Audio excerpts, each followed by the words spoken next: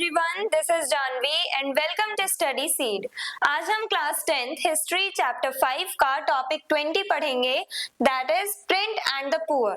अब poor people जो थे, जो हमारे सोसाइटी का लोअर सेक्शन था, उन्हें कैसे पढ़ने का मौका मिला, उनके लिए कौन सी बुक्स पब्लिश की जाती थी, वो सब हम आज की वीडियो में जानेंगे समझेंगे। Small bookshops and vendors started selling low-priced books and pamphlets, making reading affordable for the common people। तो अभी तक के जो टॉपिक्स हैं उनमें हमने ये देखा था कि पहले बुक्स जो थी वो बहुत ज्यादा ही एक्सपेंसिव हुआ करती थी। सिर्फ जो रिच सेक्शन है हमारी सोसाइटी की, जो अपर क्लास है, सिर्फ वही बुक्स खरीद के पढ़ सकते थे। क्यों? क्योंकि बुक्स बहुत एक्सपेंसिव हैं। लेकिन जब इंडस्ट्रियलाइजेशन हुआ, जब पेपर मिल्स आई, पेपर बनने लगे, पेपर का प्रोडक्शन बहुत ज्यादा होने लगा, साथ ही साथ प्रिंटिंग प्रेस आई, जिसकी वजह से अब हम कम टाइम में ज्यादा से ज्यादा बुक्स प्रिंट कर पा रहे हैं, पब्लिश कर पा रहे हैं। तो इस वजह से अब बुक्स के जो प्राइसेस हैं वो कम होने लगे। अब बुक्स हमें कम रेट पे, चीप रेट्स पे मिलनी स्टार्ट हो गई थी। मार्केट में ज्यादा से ज्यादा बुक्स अवेलेबल थी और ऊपर से चीप रेट पे यानी लो प्राइसेस पे वो बुक्स अवेलेबल थी हमारी मार्केट में। तो अब ज्यादा से ज्यादा लोगों ने वो बुक्स खरीद के पढ़ने स्टार्ट किया। लेकिन अभी भी हमारी सोसाइटी का एक सेक्शन जो है वो ऐसा रह गया था जो बुक्स नहीं खरीद पा रहा था। यानी हमारी सोसाइटी का जो सबसे लोअर सेक्शन है, लोएस्ट सेक्शन है, वो अभी भी बुक्स नहीं खरीद पा रहा था। यानी कि जो हमारे सोसाइटी में जो सबसे ज्यादा गरीब इंसान है वो बुक्स नहीं खरीद पा रहे थे, पढ़ नहीं पा रहे थे। तो उनके लिए क्या किया गया, जो छोटी छोटी बुक शॉप्स होती थी, साथ ही साथ वेंडर्स यानी जो गली गली घूम के अपने जो प्रोडक्ट्स हैं वो सेल किया करते थे। तो जो स्मॉल बुक शॉप्स थी और जो वेंडर्स हुआ करते थे, उन लोगों ने क्या किया, ये जो सस्ती बुक्स हुआ करती थी, चीप बुक्स जो होती थी, वो सेल करनी स्टार्ट करी। घर घर जाके, लोगों के घर है, लोगों के जो घर है वहां पे जा जाके छोटी छोटी और जो सस्ती बुक्स हुआ करती थी वो सेल की जाने लगी। कौन सेल करता था? ये वेंडर्स और स्मॉल बुक शॉप्स। जिससे कि अब कम प्राइस पे जो बुक्स अवेलेबल है वो अगर सेल की जाएंगी मार्केट में, तो ज्यादा से ज्यादा जो गरीब लोग हैं वो भी बुक्स खरीद के पढ़ेंगे, उन्हें भी इंफॉर्मेशन मिलती रहेगी, उन्हें भी नॉलेज मिलेगी अपने आसपास की। और ये जो चीप बुक्स थी, जो लो प्राइस की जो बुक्स थी, जो सस्ती बुक्स थी, वो इन लोगों के लिए, पुअर पीपल के लिए बहुत ज्यादा हेल्पफुल रही। ये जो पुअर पीपल है उनके लिए इंफॉर्मेशन गैदर करने की जो सोर्सेज हैं वो बन चुकी थी ये चीप बुक्स।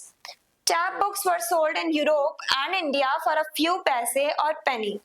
Chap books जो हैं, chap books यानी वो सस्ती बुक्स को कहा जाता है, जो पतली होती हैं, मोस्टली उनमें 8 to 24 पेजेस तक होते हैं, पतली सी बुक होती है, इंफॉर्मेशन उनमें भी होती है। लेकिन उन बुक्स में हमें लो क्वालिटी के पेजेस का यूज देखने को मिलता है। फर्क बस इतना होता है कि ये जो सस्ती बुक्स होती हैं उनमें हमने लो क्वालिटी के पेजेस जो हैं वो यूज किए होते हैं। सस्ते जो पेजेस होते हैं, जो थोड़े उतने क्लियर नहीं है, अपने साफ नहीं है, या हम कह सकते हैं जो रिसाइकल्ड पेपर होते हैं, उनका यूज किया जाता है। कहाँ पे? इन चैप बुक्स में। तो ये जो चैप बुक्स है वो यूरोप में प्रिंट की जाने लगी थी स्टार्टिंग में, और फिर इंडिया में भी ये जो चैप बुक्स है वो बनने लगी और सेल की जाने लगी। और ये जो चैप बुक्स है वो सस्ती हुआ करती थी, इस वजह से सोसाइटी के जो गरीब लोग थे वो इन बुक्स को खरीद के पढ़ सकते थे। तो चैप बुक्स बनने लगी यूरोप में और इंडिया में, जो हमें बहुत कम ही पैसों में मिल जाया करती थी। यहाँ पे रुपीस की बात नहीं हो रही है, पैसे चलते थे पहले, तो कुछ ही पैसों में मिल जाया करती थी। पेनी यानी कि वही इंग्लिश में चिल्लर को कहा जाता है, तो पेनी यानी कुछ पेनीज में या फिर हमें कुछ पैसों में ही ये बुक्स मिल जाया करती थी, chap books. Contained folk tales, stories, songs and moral lessons. Poor people and workers used to read those books। अब ये जो चैप बुक्स हुआ करती थी उसमें भी हमें हर तरह का कंटेंट देखने को मिल रहा है, स्टोरीज देखने को मिल रही हैं, काफी सारे हमें मोरल लेसन्स देखने को मिल रहे हैं, जिससे हमें मोरल वैल्यूज मिले, काफी सारी दूसरी इंफॉर्मेशन भी हमें देखने को मिलती थी। सॉन्ग्स वगैरह होते थे, जो पोएम्स होते थे वो सब लिखी होती थी इन चैप बुक्स में। तो चैप बुक्स में भी हमें वैरायटी ऑफ रीडिंग मटेरियल देखने को मिल रहा है। जो कौन पढ़ा करते थे? गरीब लोग, जो पुअर पीपल है, वो इन चैप बुक्स को खरीद के पढ़ा करते थे। वो लिटरेसी कैसे गेन कर रहे थे? इन चैप बुक्स के थ्रू, सस्ती बुक्स के through. Rise of public reading, और साथ ही साथ पब्लिक रीडिंग बढ़ने लगी। Many poor people were illiterate, but they would listen to others reading aloud in tea shops, temples, etc. काफी सारे ऐसे गरीब लोग थे जो इलिटरेट थे, यानी पढ़े लिखे नहीं थे। तो वो क्या करते थे? जिन लोगों को पढ़ना नहीं आता था वो क्या करते थे? वो दूसरों की बातें सुना करते थे। फॉर एग्जाम्पल, किसी एक पर्सन ने बुक खरीद ली है, उसे पढ़ना भी आता है, रीड करना आता है, तो वो ओरली अपनी बुक रीड करके सबको सुनाया करता था।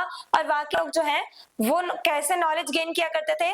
उस इंसान के, जो वो इंसान ओरली जो रीड कर रहा है बुक, जो एक तरह से वो पर्सन बुक रीड करके सुना रहा है, तो उसी के सारे लेसन्स को, उसी की बातों को सुना करते थे लोग बैठ करके। लिटरेट पीपल जो पढ़ नहीं सकते थे, वो पढ़े लिखे इंसान की बात सुना करते थे।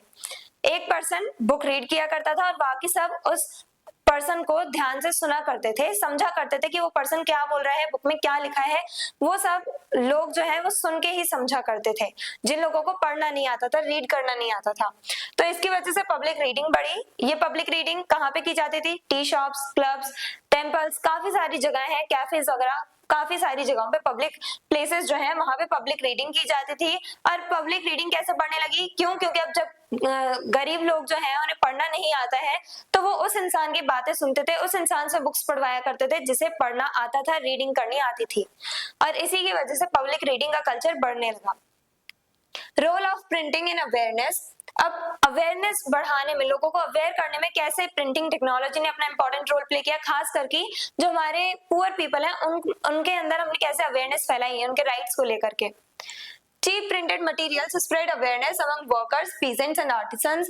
अब ये जो चीप प्रिंटेड मटेरियल था, जैसे ये चैप बुक्स जो थी, जो चीप रेट पे जो बुक्स सेल की जा रही थी, उन बुक्स में भी अब इंफॉर्मेशन तो सही दी जाएगी। तो वो जो बुक्स गरीब लोग पढ़ रहे थे, वर्कर्स, पीजेंट्स, ये जो गरीब लोग पढ़ रहे थे इन बुक्स को, वो लोग इन बुक्स के थ्रू अवेयर हो रहे थे, उन्हें अपने राइट्स के बारे में पता चल रहा था, लोगों को सारी जानकारी मिल रही थी अपने आसपास की।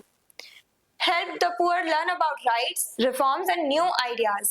और यही जो चीप बुक्स हुआ करती थी, उनसे ये जो गरीब लोग हैं वो नॉलेज गेन किया करते थे, अपने राइट्स के बारे में जान रहे थे, उन्हें पता चल रहा था कि हमारे भी कुछ अधिकार हैं, हम लोगों को भी अब हम लोगों को भी काफी सारे अधिकार मिलने चाहिए। जो हमारे साथ एक्सप्लॉयटेशन किया जाता है, हमें उसके खिलाफ स्ट्रगल करना चाहिए, वॉइस रेज करनी चाहिए। साथ ही साथ नए नए आइडियाज के बारे में लोगों को पता चलने लगा। इन चीप बुक्स में भी नए नए आइडियाज के बारे में लोगों को पता चल रहा था, डेमोक्रेटिक आइडियाज के बारे में पता चल रहा था, जिससे कि लोगों के अंदर नेशनलिज्म की जो फीलिंग है उसकी ग्रोथ होने लगी। Local publications in India, cheap prints in local languages became popular among the poor. India में जो चीप बुक्स प्रिंट की जाती थी, खास करके लोकल लैंग्वेजेस में, हमारी रीजनल लैंग्वेजेस में, वो बहुत ज्यादा पॉपुलर हुई। क्यों? क्योंकि गरीब लोग जो है उन्हें अपनी ही लैंग्वेज में समझ में आएगा अच्छे से। जब गरीब लोग पढ़ नहीं सकते हैं, अगर उन्हें रीडिंग ही नहीं आती है, तो वो क्या करते हैं, वो दूसरों से रीड करवाते हैं बुक्स और उस इंसान की बातें सुनते हैं, वो सुन करके नॉलेज गेन करते हैं। और यहीं पे अगर लोकल लैंग्वेजेस में पब्लिश की जा रही है बुक्स, हो सकता है अगर कोई गरीब इंसान है जिसे रीडिंग करना आता हो या जिसने सीख लिया हो, तो वो नई लैंग्वेज, इंग्लिश फॉर एग्जाम्पल लेते हैं, इंग्लिश उसे सीखने में काफी टाइम लगेगा, लेकिन अगर उसकी लोकल लैंग्वेज में ही सब कुछ प्रिंट किया जाएगा, तो वो जो लोकल लैंग्वेज है वो समझने में उस इंसान को ज्यादा आसानी रहेगी और वो पढ़ना भी सीख सकता है आसानी से। Street plays, religious songs and calendars with pictures were printed and widely distributed. अब street plays यानी गली गली में जो नुक्कड़ नाटक खेले जाते थे, वो सब भी अब प्रिंट किए जाने लगे, उनकी भी स्क्रिप्ट्स लिखी जाने लगी पिक्चर्स के साथ। और साथ ही साथ रिलीजियस सॉन्ग्स जो हैं, जो भजन होते हैं, वो सब भजन जो होते हैं वो लिखे जाने लगे। और कैलेंडर्स जो थे उन पे भी पिक्चर्स लगाई जाने लगी। और इन सब चीजों से लोग जो है बहुत ज्यादा अट्रैक्ट हुए और लोगों को इन सब जो स्ट्रीट प्लेज है, रिलीजियस सॉन्ग्स है, कैलेंडर्स हैं, इनमें एक तरह से लोगों को अट्रैक्टिवनेस दिख रही थी, लोग अट्रैक्ट हो रहे थे पिक्चर्स की वजह से। तो इसीलिए ये जो इस टाइप का जो कंटेंट था उसे ज्यादा से ज्यादा पब्लिश किया गया और डिस्ट्रीब्यूट भी किया गया हमारी सोसाइटी में। These prints helped spread literacy and knowledge among lower sections of society. और ये जो प्रिंट्स थे, ये जो सस्ती बुक्स सेल की जाती थी, चैप बुक्स जो हुआ करती थी, इन सब ने बहुत ज्यादा इंपॉर्टेंट रोल प्ले किया हमारे सोसाइटी के लोअर सेक्शन को नॉलेज देने में, लोअर सेक्शन को पढ़ने में काफी ज्यादा हेल्प किया इन चैप बुक्स ने, सस्ती बुक्स ने। तो आज के वीडियो में हमने देखा कि कैसे जो चीप बुक्स हैं, जो चैप बुक्स हैं, वो किस टाइप से अपना रोल प्ले करती हैं गरीबों को एक तरह से अवेयर करने के लिए। गरीबों को किस चीज के बारे में अवेयर किया गया, उनके राइट्स के बारे में, डेमोक्रेटिक आइडियाज के बारे में, और किस टाइप से वो चेंजेस ला सकते हैं। जो इवेंट्स चल रहे हैं, करंट अफेयर्स हैं, उनके बारे में नॉलेज मिली पुअर पीपल को इन चैप बुक्स के थ्रू, चीप बुक्स के through. Chap books normal books की ही तरह होती हैं, बस थोड़ी पतली होती हैं, उनमें कम इन्फॉर्मेशन होती है लेकिन सही इन्फॉर्मेशन होती है। और साथ ही साथ लो क्वालिटी पेजेस का यूज किया जाता है चैप बुक्स को बनाने में। बस उनके जो पेजेस हैं वो लो क्वालिटी के होते हैं, बाकी इन्फॉर्मेशन सारी सही होती है चैप बुक्स में। और ऐसी इन्फॉर्मेशन का यूज किया पुअर पीपल ने खुद को डेवलप करने के लिए, अपने माइंड को डेवलप करने के लिए और नए नए आइडियाज, नई नई जो इन्फॉर्मेशन है वो गैदर करने के लिए। I hope everything is clear. और अगर आपको इस चैप्टर के डिटेल नोट्स चाहिए तो हमारी वेबसाइट studyseed.net पर विजिट करें, लिंक डिस्क्रिप्शन बॉक्स में दिया गया है। मिलते हैं नेक्स्ट वीडियो में नेक्स्ट टॉपिक के साथ। Stay curious, stay consistent. Thank you very much.